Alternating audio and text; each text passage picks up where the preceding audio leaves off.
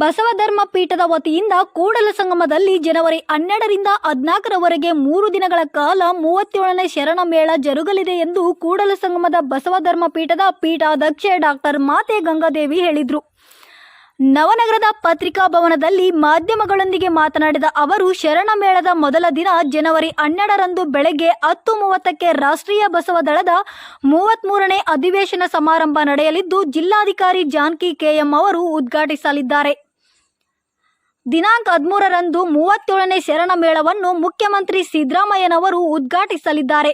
ಶಾಸಕ ವಿಜಯಾನಂದ ಕಾಶಪ್ಪನವರು ಅಧ್ಯಕ್ಷತೆ ವಹಿಸಲಿದ್ದು, ಇಲ್ಕಲ್ ವಿಜಯ ಮಾಂತೇಶ್ವರ ಸಂಸ್ಥಾನ ಮಠದ ಗುರುಮಾಂತ ಸ್ವಾಮೀಜಿ ಸಾನ್ನಿಧ್ಯ ವಹಿಸುವರು. ದಿನಾಂಕ 14ರಂದು ಬೆಳಗ್ಗೆ ಸಮುದಾಯ ಪ್ರಾರ್ಥನೆ ಮತ್ತು ವಚನ ಪಠಣ ಸಮಾರಂಭವನ್ನು ವಿಶ್ರಾಂತ ನ್ಯಾಯಾಧೀಶರಾದ ಅರಳಿ ನಾಗರಾಜ್ ಉದ್ಘಾಟಿಸುವವರು.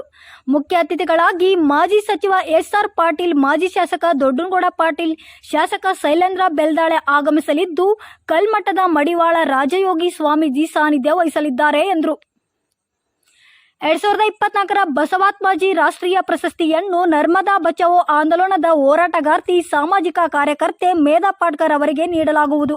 ಪ್ರವಾಚರ ಪಿತಾಮಹ ಲಿಂಗಾನಂದ ಸ್ವಾಮೀಜಿಯವರ ಸ್ಮರಣಾರ್ಥಕ ರಾಷ್ಟ್ರಮಟ್ಟದ ಸ್ವಾಮಿ ಲಿಂಗಾನಂದ ಶ್ರೀ ಪ್ರಶಸ್ತಿಯನ್ನು ಈ ವರ್ಷದಿಂದ ಕೊಡಲು ನಿರ್ಧರಿಸಿದ್ದು, 2024ರ ಸ್ವಾಮಿ ಲಿಂಗಾನಂದ ಶ್ರೀ ಪ್ರಶಸ್ತಿಯನ್ನು ಖ್ಯಾತ ಗಾಯಕ ಹಂಸಲೇಖ ಅವರಿಗೆ ಪ್ರದಾನ ಮಾಡಲಾಗುವುದು.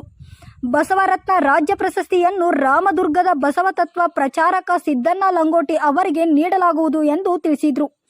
ಸುದ್ದಿಗೋಷ್ಠಿಯಲ್ಲಿ ಬಸವ ಧರ್ಮದ ಪೀಠದ ಉಪಾಧ್ಯಕ್ಷರಾದ ಮಹದೇಶ್ವರ ಸ್ವಾಮೀಜಿ, ಬಸವ ಮಂಟಪದ ಅನಿಮಿಷಾನಂದ ಸ್ವಾಮೀಜಿ ಉಪಸ್ಥಿತರಿದ್ದರು.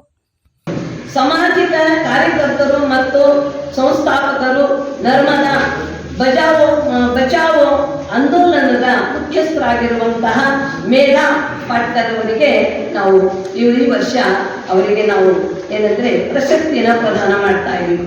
ರಾಷ್ಟ್ರ ಮಟ್ಟದ ಸ್ವಾಮಿ ಲಿಂಗಾನಂದ ಶ್ರೀ ಪ್ರಶಸ್ತಿ ಪ್ರದಾನವನ್ನ ಬಹಳ ವಿಶೇಷ ವ್ಯಕ್ತಿಗೆ ನಾವು ಕೊಡ್ತಾ ಇದ್ದೀವಿ. ಶರಣರಾದಂತಹ ನಾದಬ್ರಹ್ಮ ಶ್ರೀ ಹಂಸಲೇಖ ಅವರಿಗೆ ನಾವು ಈ ಪ್ರಶಸ್ತಿಯನ್ನ ನಾವು ಕೊಡ್ತಾ ಇದ್ದೀವಿ. ಸಂಗೀತ ನಿರ್ದೇಶಕರು, ಸಾಹಿತಿಗಳು, ಸಮಾಜ ಸೇವಕರು ಮತ್ತು ಬೇರೆಯವರು ಇವರಿಗೆ